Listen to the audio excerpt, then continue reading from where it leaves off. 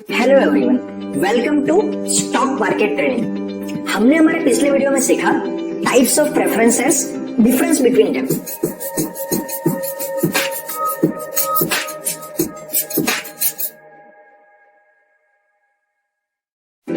And today's topic is why does share price go up and down, in which we will cover what guide stock price, company fundamentals, technical factors, macro micro economics, human sentiments. तो पहले हम समझते हैं कि कोई भी company के share की प्राइस अप डाउन होती क्यों है। ये टॉपिक मैं पहले वाले एक वीडियो में ब्रीफ में डिस्कस कर चुका हूं कि वो डिपेंड करता है purely demand and supply rule के ऊपर। आप स्टॉक मार्केट को एक नॉर्मल बाजार की तरह समझ सकते हो।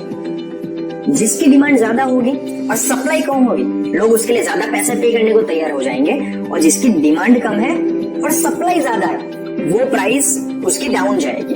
एग्जांपल के तौर पे कोई कंपनी के बारे में अच्छी न्यूज आ चुकी है और सामने 10,000 बायर्स है, उसकी डिमांड 10,000 शेयर्स की है और सप्लाई सिर्फ 1,000 शेयर्स की ही है, तो जो सेलर है वो बायर को मुंह मांगी कीमत मांगेगा और बायर उसको देने को तैयार हो जाएगा, तो उसकी प्राइस बढ़ेगी।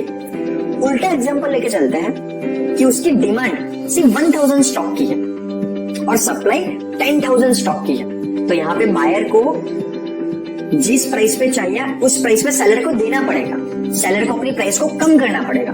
तो सिंपल लैंग्वेज में बताऊं तो जिस कंपनी के बारे में लोग पॉजिटिव है, जिसकी मार्केट में डिमांड है, उसकी प्राइस अप जाएगी, और जिसके बारे में लोग नेगेटिव है, जिसको लोग सेल करना चाहते हैं, उसकी प्राइस डाउन जाएगी। क्योंकि हमें क्यों जरूरी है ये समझना कि स्टॉक प्राइस अप या डाउन जाए, क्योंकि यही तो बेस है इन्वेस्टमेंट का। Buy low and sell high. किसी भी चीज को सस्ते में परचेस करो और उसको महंगे में बेचो। अब ये कौन सी चीज होती है, कौन सी ऐसी इंफॉर्मेशन होती है जो स्टॉक प्राइस को पॉजिटिव या नेगेटिव बनाती है? कौन सी चीज है जो उसकी डिमांड और सप्लाई को इम्पैक्ट करती है? कौन सी ऐसी इंफॉर्मेशन? देखिए, पहले के जमाने में 15-20 साल पहले इंफॉर्मेशन बहुत कम हुआ करती थी, तो जिनके पास प्रॉपर इंफॉर्मेशन है वो स्टॉक मार्केट के किंग बन सकते थे। आज का समय पूरा उल्टा बन चुका है। आज इंफॉर्मेशन का ओवरफ्लो हो चुका है। हमें इंफॉर्मेशन न्यूज चैनल्स में, न्यूज़पेपर में, सोशल मीडिया पे कहीं पर भी मिल सकती है, मैगजीन्स के अंदर, कहीं आर्टिकल्स के अंदर, ब्लॉग्स के अंदर। तो हमें ये समझना बहुत जरूरी है कि जो इतनी ओवर इंफॉर्मेशन है उसमें से कौन सी इंफॉर्मेशन नॉइज है, और ज्यादातर केस में 90% इंफॉर्मेशन सिर्फ नॉइज होती है और 10% इंफॉर्मेशन ही रिलेवेंट होती है। तो हमें जो पता है क्या वो रिलेवेंट है, क्या वो नॉइज है, हम ये कैसे पता कर सकते हैं, और कौन सी इंफॉर्मेशन एक्चुअली में बहुत जरूरी होती है। तो हमें राइट इंफॉर्मेशन कहां से मिल सकती है? कंपनी का एनुअल रिपोर्ट, जो कंपनी एवरी ईयर डिक्लेयर करती है। अब ये पॉइंट को भी समझिएगा कि जो भी कंपनियां स्टॉक एक्सचेंज पे लिस्टेड है, वो सारी कंपनियां पब्लिक लिमिटेड होती है। पब्लिक का भी उसमें एक हिस्सेदारी होती है। पब्लिक भी उस कंपनी के एक ओनर कहे जाते हैं। तो हर कंपनी के प्रमोटर्स को, मैनेजमेंट को एवरी ईयर एक एक पैसे का हिसाब देना पड़ता है पब्लिक को, कि जो हमारे पास पैसा आया हमने उसको कैसे यूज किया, कितना हमारा प्रॉफिट हुआ, कितना हमारा लॉस हुआ। तो एनुअल रिपोर्ट बहुत इंपॉर्टेंट होती है शेयर की प्राइस को गाइड करने के लिए। उसके अलावा क्वार्टरली रिपोर्ट, हर 3 महीने में कंपनी अपना रिपोर्ट देती है। कंपनी का कोई कोर्ट केस चल रहा है, उसका रिजल्ट कैसा आ रहा है, ये इंफॉर्मेशन भी स्टॉक प्राइस को बहुत ज्यादा इन्फ्लुएंस करती है।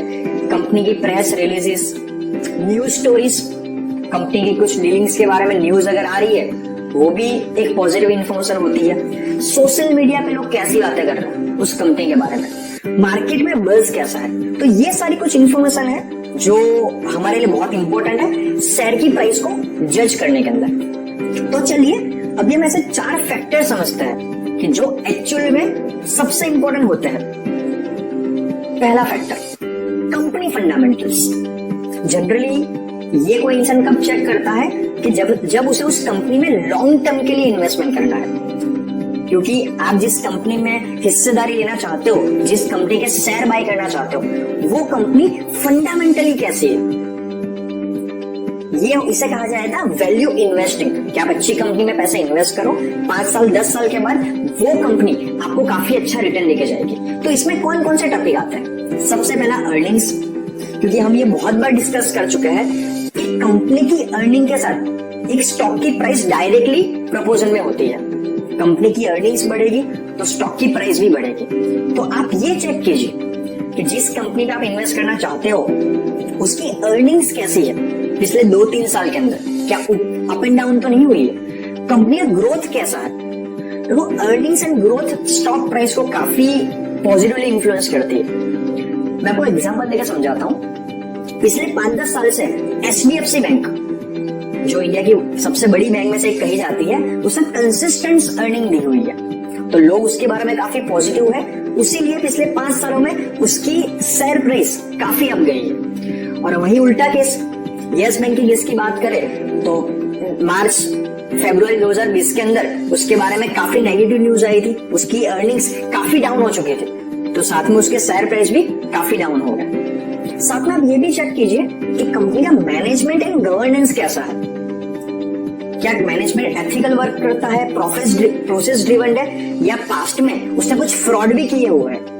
क्योंकि अल्टीमेटली कंपनी का management and governance he company को लॉन्ग रन में काम आने वाला है।